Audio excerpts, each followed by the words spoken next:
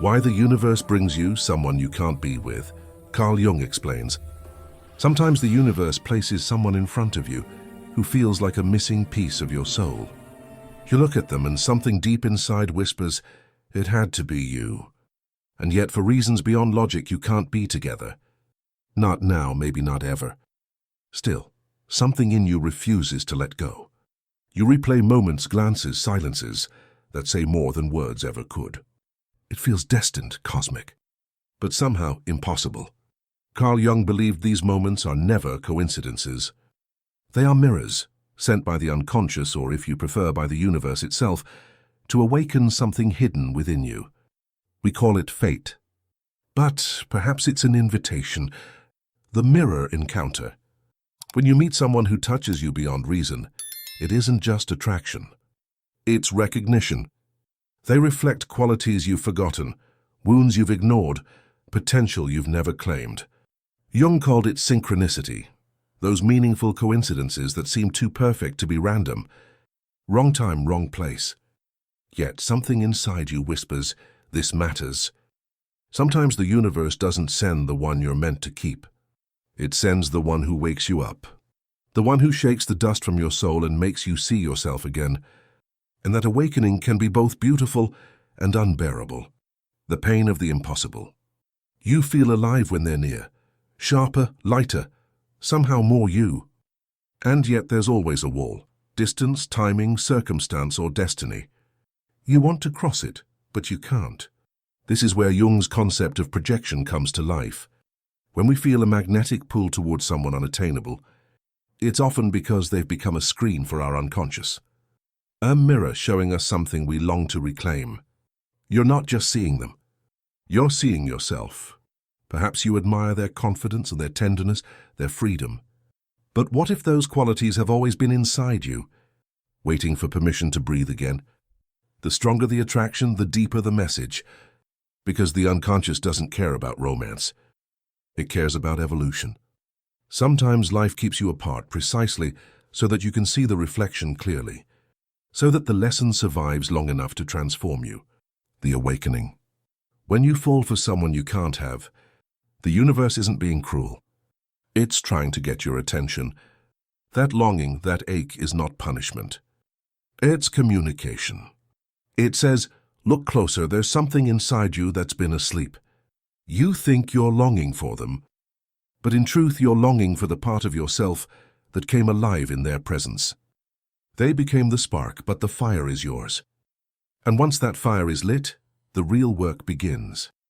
Jung called this process individuation, the journey of becoming whole by integrating everything we've lost, denied, or forgotten.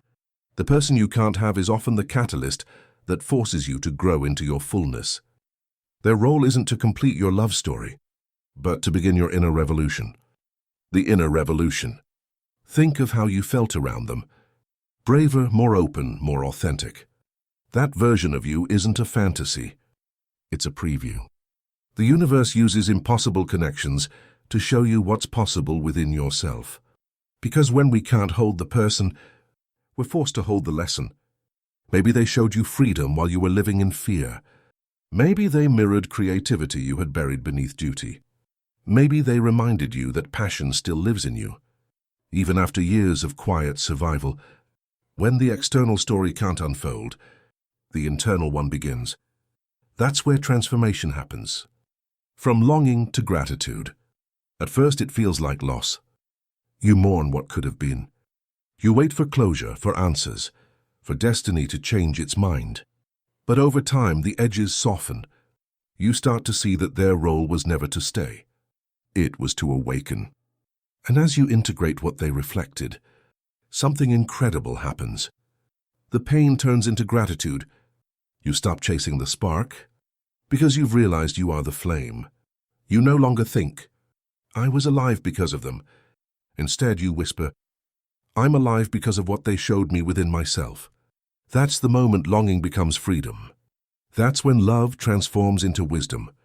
The deeper meaning. Jung once said, we meet ourselves time and again in 1,000 disguises on the path of life. Perhaps this person was one of those disguises.